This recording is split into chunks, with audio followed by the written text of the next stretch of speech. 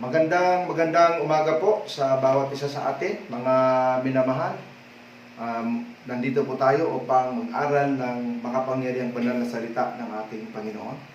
Magandang umaga po sa buong Jesia family. At i-bless po kayo ng ating Panginoong Diyos. Salamat sa Panginoon sa kabila po ng napakatindi ng mga nangyayari ngayon sa daigdig. Andito po kayo para makinig ng makapangyarihang banal na salita ng ating Panginoon.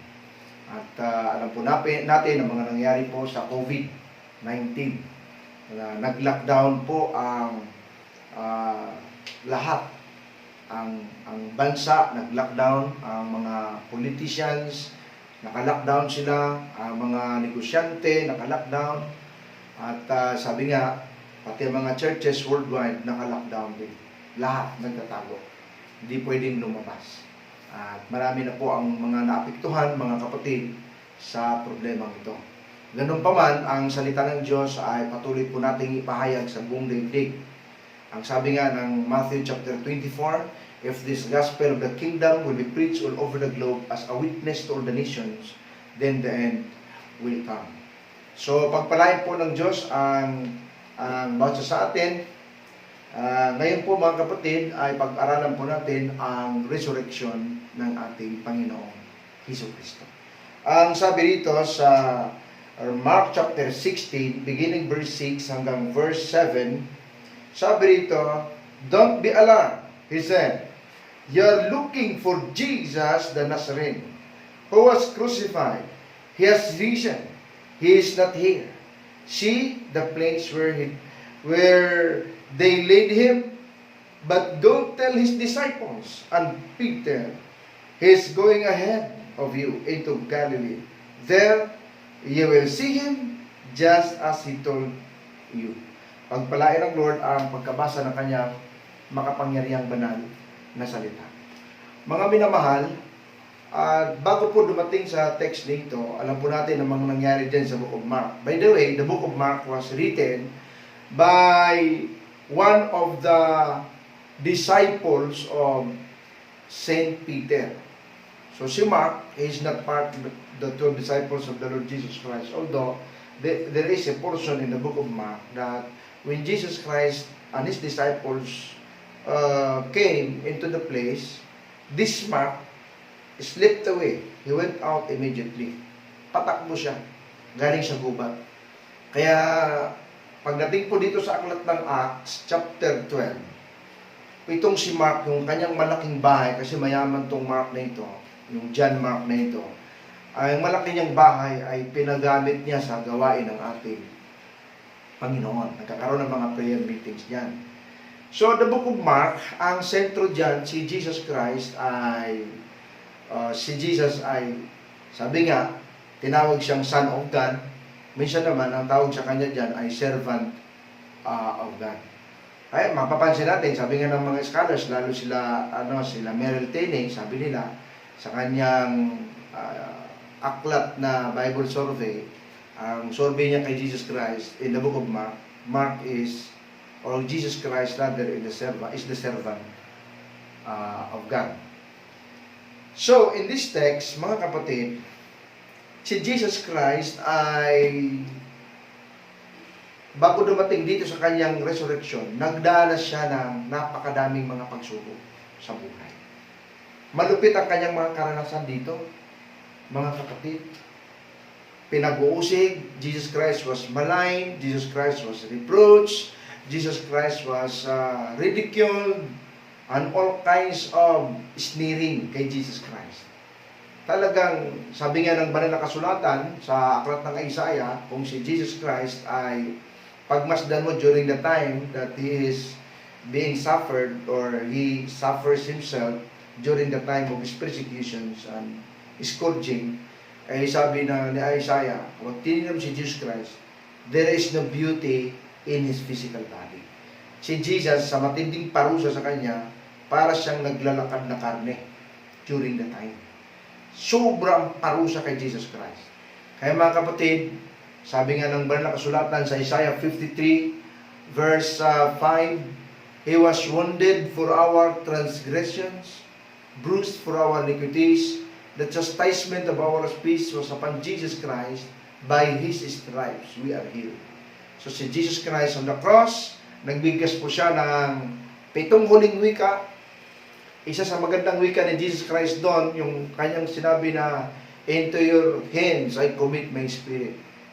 Kaya kinumit ni Jesus ang kanyang spirit kay Lord bago siya nalagutan ng hininga, mga kapatid. So, inilibing si Jesus Christ.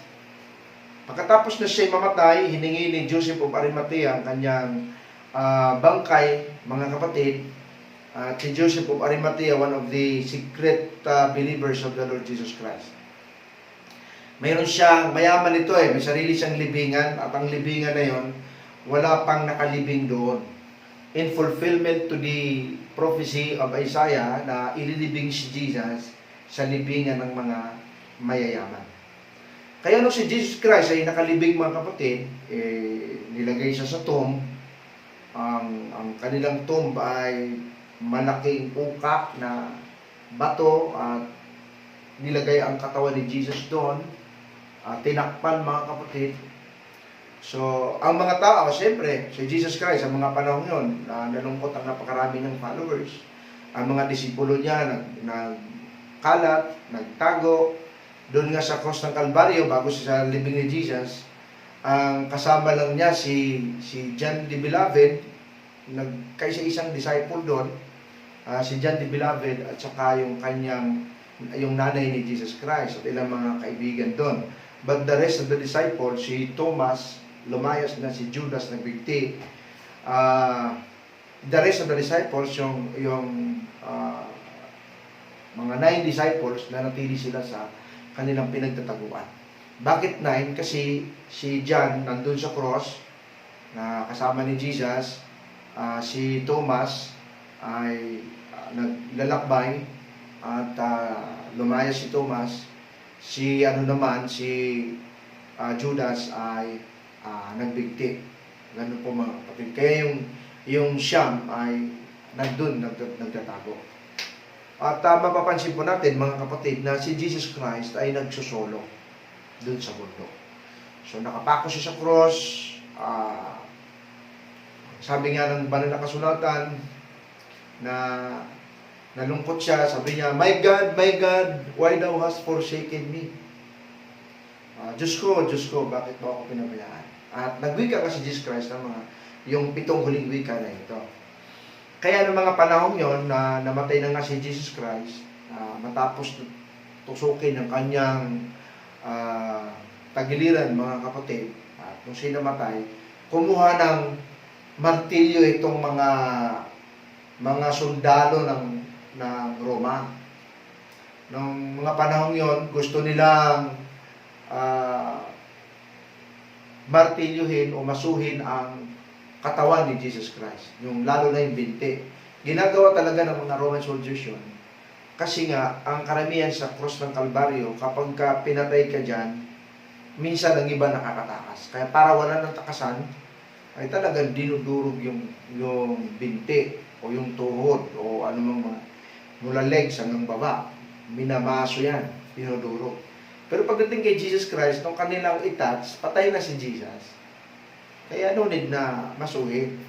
In fulfillment din yan sa sinabi ng banal na kasulatan, mga kapatid, na sinabi ng banal na kasulatan na hindi inaalaw ng Diyos Ama na madurog pati ang mga buto ng ating Panginoon. So si Jesus Christ ay inilibing nung siya namatay, approximately Friday yon ng mga alas 3 ng hapon. Nung siya namatay, biglang dumilim ang paligid. Tapos, nagkaroon ng lindol. Sabi nga, ang lindol ay intensity 7. Malakas yung lindol.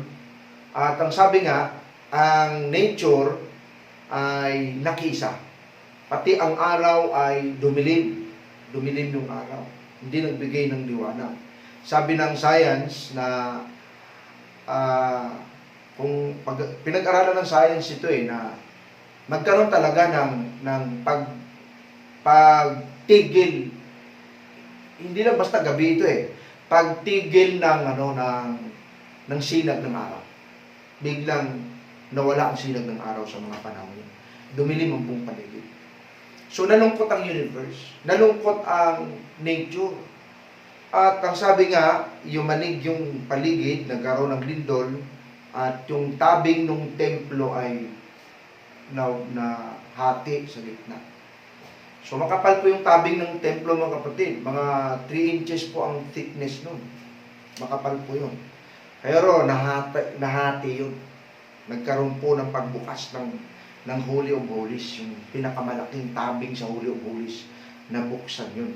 Sabi nga ng mapaliwanag ng ilang mga kaibigan nating Bible analysts at mga scholars, na nung araw nakatago ang Holy of Holies, ang presence ng Lord, pero nung si Kristo'y namatay sa krus ng Kalbaryo, nabuksan yung Holy of Holies.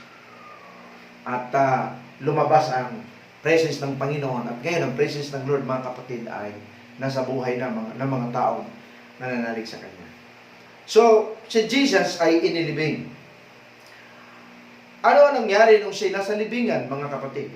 Ang tingin ng marahil si Satanas, sumalakak na kasi nagtagumpay na si Satan dahil yun talagang plano ng Diablo to kill Jesus Christ. Pero walang alam ng Diablo na ang death ni Jesus Christ, yun ang tatalo sa kanya. The blood of Jesus Christ, Revelation chapter 12 verse 11, defeats Satan. And then, the death of Jesus Christ defeats also the spirit of death and the source of death, who is the devil. Hebrews chapter 2, verse 14 hanggang verse 16, mga kapatid. So, si Jesus Christ ay nilibing. Nung siya'y nasa libingan ng 3 days, ano po ang nangyari?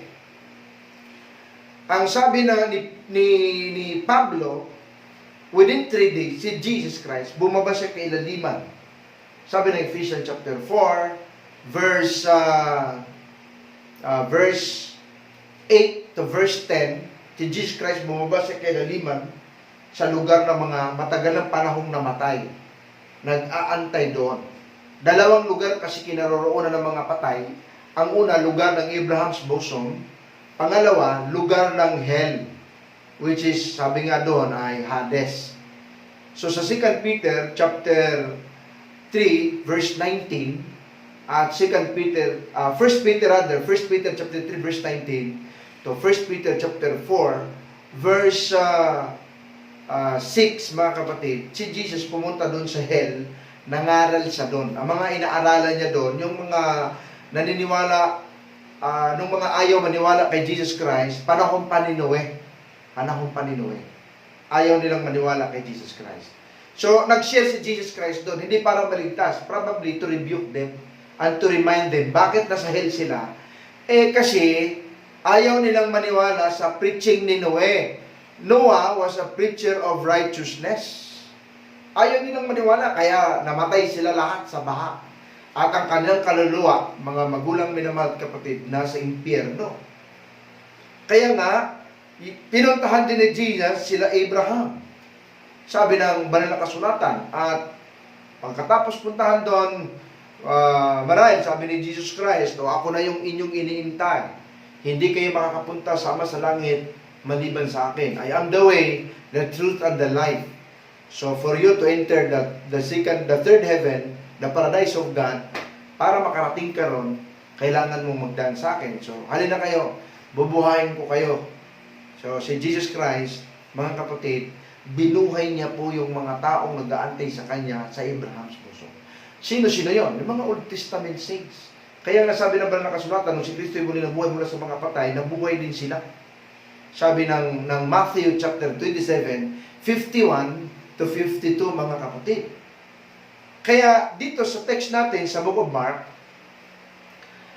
dumalo nung mga madaling araw na ng linggo, sabi nga, first day of the week, dumalaw itong si Mary Magdalene, si Mary, the mother of Jesus, at saka si Salome. Sino si Salome? Ito yung bunso na kapatid ni Mary, na ang kanyang ang kanyang anak ay si John the Beloved. So, nanay siya ni John the Beloved. Dumalaw ito. Si Mary Magdalene, si Mary, the mother of Jesus, at saka si Salome.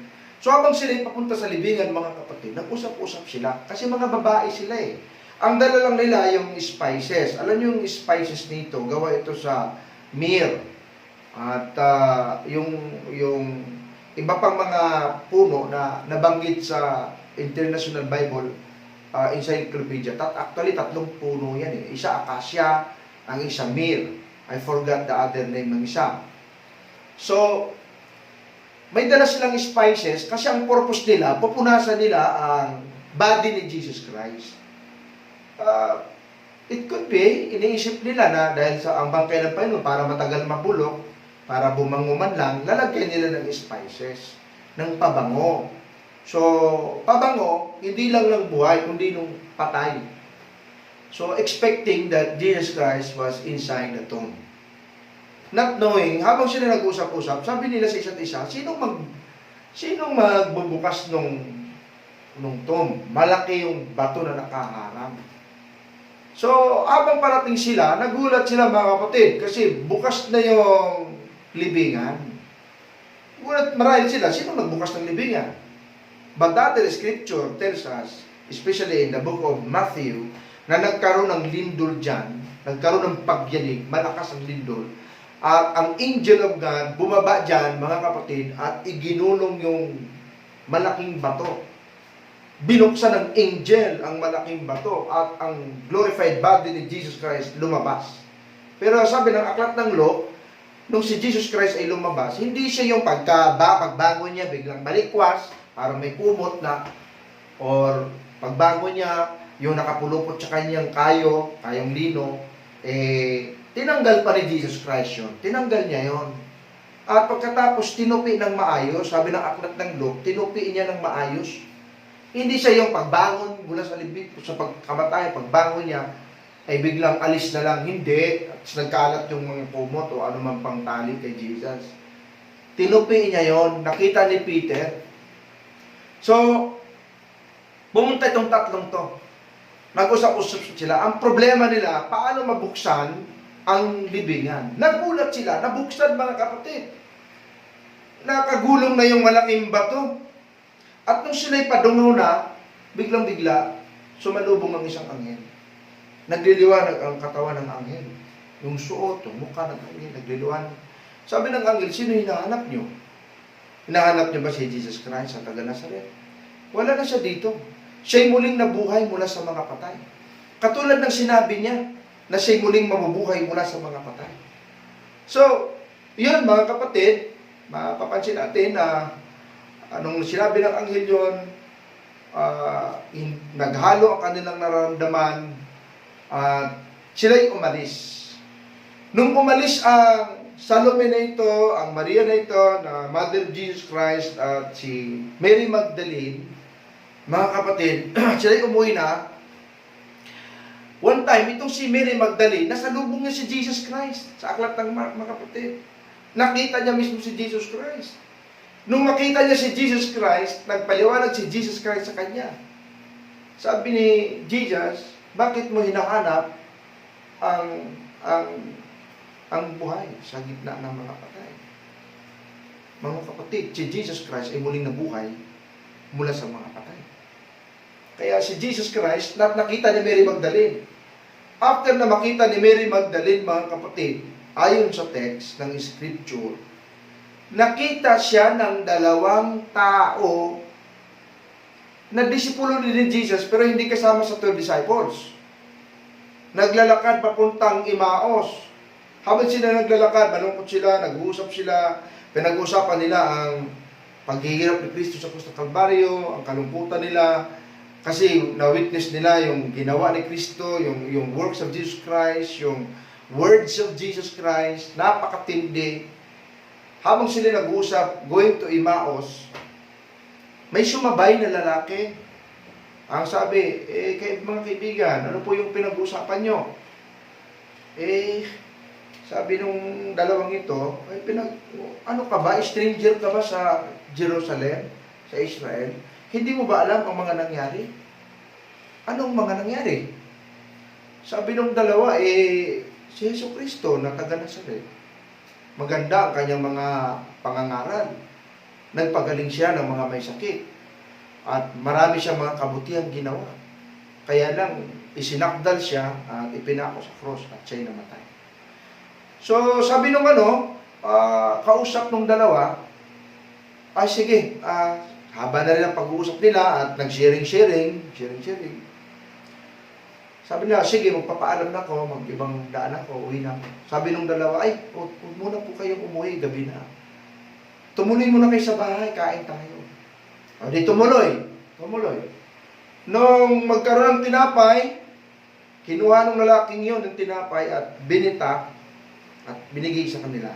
Nabuksan ang kanilang mga mata na ang kausap pala nila si Jesus Christ. Kaya pagkatapos na mabuksan ng kanilang mga mata na ang kausap pala si Jesus Christ, biglang-bigla si Jesus nawala. At ang dalawang ito, mga kapatid, ayon sa Luke chapter 24, ang dalawang ito mabilis na pumunta sa Jerusalem at kinuwento sa mga disipulo ang mga nangyari. Ganun po katindi, mga kapatid. So si Jesus Christ ay nagpakita kay Mary Magdalene. Sa Book of Mark, siya muna ang nakakita kay Jesus. Pangalawa, na sa Book of Mark din, nakita ng dalawang disipulo ni Jesus Christ. Si Jesus na namuhay muli mula sa mga patay. Sinuportahan ng aklat ng Luke chapter 24, ang Mark chapter 16. At pagkatapos, mga kapatid, nakita si Jesus Christ ng 11 disciples. Nakita siya ng 11 disciples. Kaya nga sa mga pagkakataong yon, nung isa nga sa mga disipulo, bago dumating yung 11 disciples, sabi ng aklat ng John, nag-prayer meeting sila, nakita ng 10 si Jesus na tumagos ang kanyang lupang katawan, ang kanyang glorious body sa pader. Nagpakita si Jesus Christ, sabi ni Jesus Christ sa kanila, peace be unto you.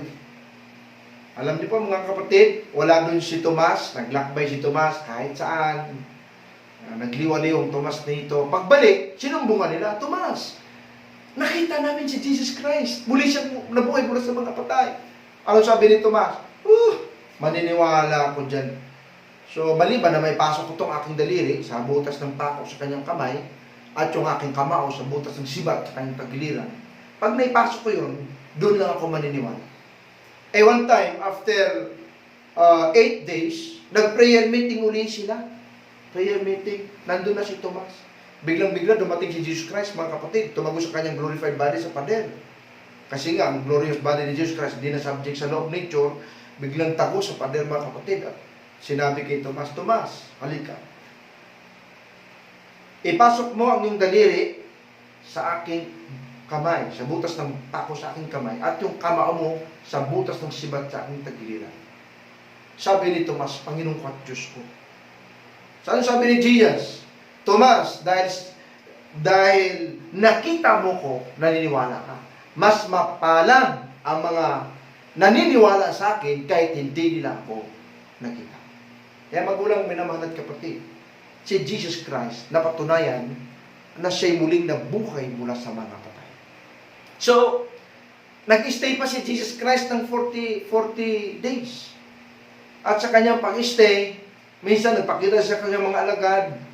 At ang sabi ng ating Panginoon ay, may pagkain ba kayo dyan? So naghain sila, mga kapatid. Kumain si Jesus Christ ng inihaw na isda.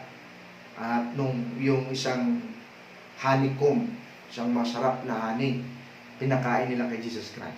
So ang glorious body of Jesus Christ ay kumakain. So bago po ko magtapos, mga kapatid, bibigyan ko po kayo ng 4 na napakahalagang bagay sa resurrection po ng ating Panginoon. Ang una po, mga kapatid, yung proofs of Jesus Christ's resurrection at yung kanyang command after the resurrection. Ang unang letter E is the empty tomb. The tomb is empty. The tomb of Gautama Buddha, nung siya'y namatay, hanggang ngayon patay, may laman ang tomb ni Gautama Buddha. The tomb of Muhammad, hanggang ngayon nandun si Muhammad. The tomb of the well-known people, kahit si Mao Zedong, kahit si Chiang Kai-shek ng Taiwan, nandun ang kanyang tomb, andun ang kanyang buto. Pero si Jesus, nung siya'y muling nabuhay mula sa mga patay, mga kapatid, nung siya'y inilibing, ang tomb ay empty. Bakit? Nabuhay si Jesus Christ mula sa mga patay. Empty na ang tomb. Anong ibig sabihin? Ang ating Diyos na pinanaligan, ang ating Kristo na pinanaligan, ang ating Panginoon at tagapagligtas, Hindi siya patay na Diyos. Siya'y buhay na Diyos. Siya'y makapangyarihan sa lahat. Siya'y, sabi ng banal na kasulatan, namatay siya ng 3 days. After 3 days, siya'y muling nabuhay. The tomb is empty. Sabi ng mga anghel, bakit tinahanap mo sila? Bakit tinahanap mo, or bakit tinahanap nyo ang buhay sa gitna ng patay? Wala na siya rito. Siya'y muling nabuhay. Kaya mga kapatid, we have a living Savior. We have a living Creator. We have a living God. The tomb is empty. Alam niyo yung tomb na yan, hanggang ngayon, nandyan yan sa Israel. Naging ano po yan, naging tourist spot po yan. Pag pumunta po tayo ng Israel, makikita po natin ang tomb ni Jesus Christ. Empty na ang tomb. Wala na si Jesus Christ doon, mga kapatid. Mayroon tayong buhay na tagapagligtas. Ang sabi sa aklat ng Revelation, chapter verse 18, sabi ni Jesus Christ, ako'y namatay at muling nabuhay at kailanman hindi na ako mamamatay. Si Jesus Christ, mga kapatid, sa gitna ng problemang ito, ng COVID-19, buhay ang ating Panginoon at kaya kanyang ingatan, kaya kanyang proteksyonan. Kasi ang tomb ay empty. Ibig sabihin, buhay si Jesus. Hallelujah. Amen. Mga kapatid. We have an empty tomb. Pangalawang na dapat nating tandaan, mga kapatid, the eyewitnesses. The empty tomb, the eyewitnesses. Who are the witnesses? The mother of Jesus. Mary, the mother of Jesus. Mary, Magdalene, Salome, mga kapatid. At nilinaw ni Mark na ang unang nakakita kay Jesus Christ, si Mary Magdalene. Sino ba si Mary Magdalene? Sabi roon, ito yung napasukan ng demonyo. 7 demonyo ang pumasok sa kanya, pinalaya ni Jesus Christ. Mga kapatid, si Jesus muling nabuhay mula sa mga patay at nakita siya ng alin? Ni Mary Magdalene. Nakita siya ni Peter. Nakita siya ng 10 disciples. Nakita siya ng 120 disciples. Nakita siya ng 500 disciples. May mga eyewitnesses ng muling pagkabuhay ni Jesus at siya nag-stay sa daigdig nito ng 40 days. Anong purpose ng pag-stay ni Jesus Christ ng 40 days? Pwede naman pag-appear ni Jesus, uwi agad sa langit at okay na. Basta sabihin, nabuhay na ako mula sa mga patay. Ba't nag-stay si Jesus Christ ng 40 days? May mga reasons po yun. Una, pruweba yun. Pruweba yun na totoo talagang nabuhay si Jesus. Nag-stay pa siya ng 40 days eh. Yung mga multo, nag-a-appear lang yan, a matter of split seconds, or 1 minute, ngingiti-ngiti, tatawa-tawa. Ay, mga multo yun. Tapos mawawala na. Si Jesus, 40 days na nag-stay. Prepare ang kingdom, sabi ng aklat ng Acts, chapter 1, mga kapatid. At inayos ang kanyang mga disipulo. May mga huling habilin. Inayos ang buong paligid, ang kanyang pamilya, ang kanyang mga disipulo, ang mga turo. Inayos niya para maging maayos ang takbo ng kingdom ng ating Panginoon. Nag-stay siya ng 40 days. See? So, eyewitnesses. Marami nakakita kay Jesus Christ nung siya muling nabuhay mula sa mga patay, mga kapatid. At maraming mga kwento, maging sa aklat ng John, na nung si Peter ay nanyayahan niya ang mga disipulo na, okay, nabuhay na si Kristo mula sa mga patay, sige, mamingwit na tayo, balik na tayo sa pangingisda. See? Tapos, madaling araw, pinuntahan ni Jesus Christ. Mga anak, sumigaw si Jesus, mga anak, may nahuli ba kayo? So, nahalata nila si Jesus Christ. Sabi ni John, si Jesus yan eh. Sigaw sila, wala po. Ihagis ninyo ang inyong lambat. Magdamag na nangingisda, walang mahuli. Ihagis ninyo ang inyong lambat dun sa kabilang, o sa right side of the boat. Nung hinagis, mga kapatid, nakahuli ng malalaking isda. Halos mapunit na ang lambat sa dami ng mga isda. See? Si Jesus Christ, mga kapatid, ay muling nabuhay mula sa mga patay. So una po, the proof of empty tomb. Wala na si Jesus Christ sa tomb. Nasaan na siya? Nasa puso natin at nasa langit, mga kapatid. At nasa lahat ng lugar. Pangalawa, the proof of the eyewitnesses. Ganun po, mga kapatid. Eyewitnesses. May mga nakakita kay Jesus Christ. Pangatlong letter E ay evangelism. Anong sabi ni Jesus Christ dito, mga kapatid? Sa Luke chapter sa Mark chapter 16, sa verse 15, sabi ni Jesus Christ, go into all the world and preach the good news to all creations. Whoever believes and is baptized will be saved. But whoever does not believe will be condemned. Sabi ni Jesus Christ, go into all the world and preach the gospel to all creations. Ang maniniwala, maliligtas. Ang ayaw maniwala, hahatulan. Kaya nga sabi ni Paul, mga kapatid, I am not ashamed of the gospel of the Lord Jesus Christ because this is the power of God unto salvation to the Jewish first and then to the Greeks. I am not ashamed. Romans chapter 1 verse 16 to 17. Sabi ni Paul, mga kapatid. At sabi ni Jesus Christ, pag kinaya nyo ako sa mga taong yan, sa mga nangangalunyang yan, pagdating nyo sa langit, ikakahiya ko rin kayo sa harapan ng aking Ama sa langit at sa harapan ng aking mga anghel. Sabi ng Mark chapter 8 verse 38. Kaya mga kapatid, ipangalan natin ang mabuting balita dahil ito lamang ang kaligtasan ng tao. Ang sabi ni Jesus Christ, I am the way, I am the truth, I am the life. No man comes to the Father in heaven except by me. Ang sabi ni Jesus Christ sa John 14:6. Ang sabi ni Jesus Christ sa John chapter 3 verse 36. Katotohanan, sinasabi ko sa inyo, ang nananalig sa akin ay may buhay na walang hanggan. Ang ayaw manalig sa akin, hindi magkakaroon ng buhay, kundi ang puot ng Diyos manatili sa Kanya. At ang sabi ng 1 Timothy chapter 2 verse 5, there is one God, and there is one mediator between God and man, the man Christ Jesus. Magulang minamahal at kapatid, walang ibang kaligtasan binigay sa silong ng langit at sukat kaligtas ng tao. Si Jesus Christ lang ang tagapagligtas. At ang sabi ni Jesus Christ sa John chapter 11 verse 25 to 26, katotohanan, sinasabi ko sa inyo, ang nalig sa akin, bagaman siya'y mamamatay, siya'y muling mabubuhay. Magulang minamahal at kapatid, ang sino mang nanalig kay Jesus Christ, may buhay na walang hanggan. John chapter 6 verse 47. Kaya kinakailangan natin mag-evangelize. Ang una ay empty tomb, pangalawa ay eyewitnesses, pangatlo ay evangelism. So, anong pang-apat? At dito tayo magtatapos, mga kapatid. Ang pang-apat ay sa verse 17 to verse 18, empowerment. Empowerment. Sabi ni Jesus Christ, these signs shall follow them that believe in my name. They shall cast out devils. They shall speak with new tongues. They shall lay their hands on the sick. The sick person will recover. And if ever that you drink any deadly thing like poison, you will not be poisoned. If you are being bitten by snake, you will not die. Yan ang sinabi ni Jesus Christ. Mga kapatid, empowerment. Sabi ni Jesus Christ sa Luke chapter 24 verse 59, okay, sabi ni Jesus, I will send to you the promise of God the Father, but wait first in the city of Jerusalem until you be endued with power from on high. Acts chapter 1 verse 8, you shall receive power when the Holy Spirit will come upon you, and you shall be my witnesses in Jerusalem, Judea, Samaria, and unto the uttermost part of the earth. You shall receive power when the Holy Spirit will come upon you. When the Holy Spirit will come upon you, you shall receive power, and you shall be the witnesses of Jesus Christ in Jerusalem, Judea, Samaria, and unto the uttermost part of the earth. Kaya ngayon, mga kapatid, yung gospel, pasok siya all over the globe. Salamat sa ating Panginoon. So we need the empowerment of Jesus. Luke chapter 10 verse 19, sabi ni Jesus sa kanyang mga disipulos, the disciples, I give unto you power to tread the serpents and the scorpions, and over all the powers of the enemies. Nothing shall by any means hurt us. Si Jesus Christ kaya naging matagumpay sa kanyang ministry, mga kapatid. Sabi ng Luke chapter 10 verse 38, how God anointed Jesus of Nazareth with the Holy Ghost and power, who went about doing good and healing all that were oppressed with the devil, because God was with him.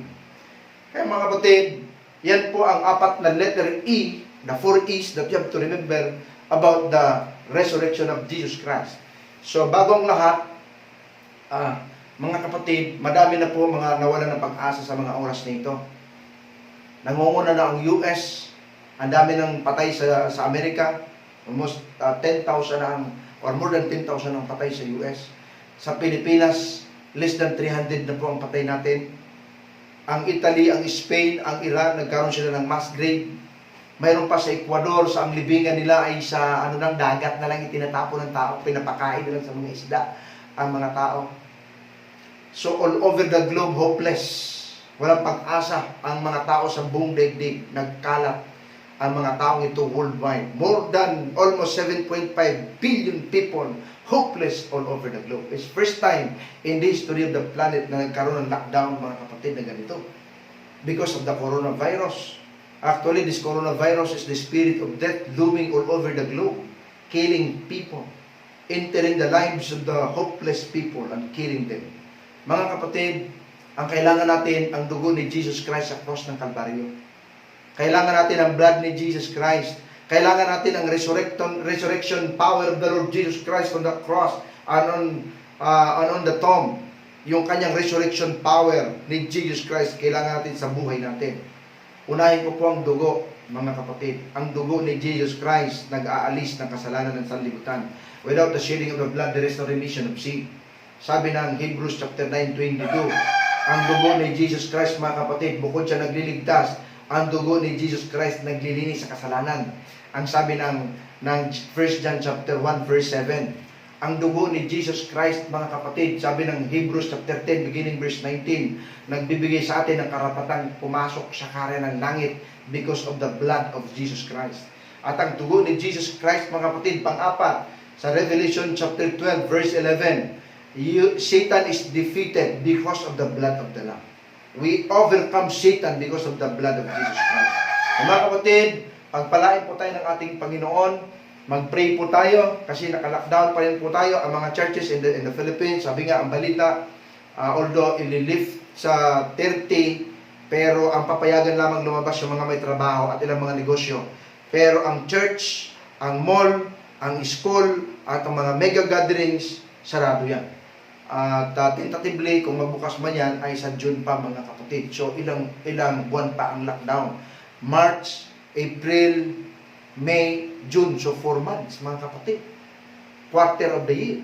Kaya, ipag-pray po natin na mag-provide ang Lord sa pangangailangan ng kanyang mga anak. Kasi siyempre, pag walang pananambahan, walang offering, bakit walang offering? Ang mga tao ng trabaho. But, sinabi ni Jesus Christ, I will never leave you, I will never leave you, nor forsake you. Lagi ko kayong kasama hanggang sa wakas ng daigdig na ito. Sasamahan tayo ng Diyos, mga kapatid. Kaya niyang i-provide ang pangangailangan mo. Kaya niyang padaluin ang tubig mula sa isang matigas na bato. Like what happened to Israel in Egypt during the time of Moses. Kaya magpaulan ng Lord ng mana mula sa langit para pakainin ang kanyang mga anak. Sabi ni Jesus Christ, kung inaalagaan ko ang mga ibon, sa Himpapawid, di sila mga ibon sa Himpapawid, di sila nag-aani, di sila nagtatanim, pinapakain sila ng iyong amang sumasalangit. Kayo pa kaya na mas mahalaga kasi sa mga ibon? Masdan nyo parang sa field, masdan nyo mga bulaklak sa field. Ang mga bulaklak na yan, sa riyo sa umaga, pagkahapon ng lantana. Kung inaalagaan ng Lord ang mga bulaklak na yan, ngayon ay sa riyo, pagdating hapon ng lantana, kayo pa kaya na hindi ko kayang alagaan? Sabi ni Jesus Christ, I will never leave you nor forsake you. Cast all your cares upon Jesus because He cares for you. Kaya tayong mga anak ng Diyos, mga kapatid, we are all secure. Kailangan lamang po magtulungan tayo, magbigayan tayo, mga kapatid. Sino mang mayroon, magbigay kung sino mayroon. Huwag ninyong itago ang inyong blessing. Padaluin niyo ang blessing tulad ng panahon ni Elijah. Panahon ni Elijah, yung balo, sabi ng balo, huling pagkain na lamang ito. Pero sabi ni Elijah, bigyan mo lang ako kahit konti. Mag-i-bless ka ng Lord. Niluto yun, binigyan si Elijah, hindi maubos ang pagkain, mga kapatid. Nag-miracle si Lord sa panahong tagutom. Lockdown din sila noon kasi 3.5 years, walang ulan, mga kapatid. Tagutom for 3.5 years.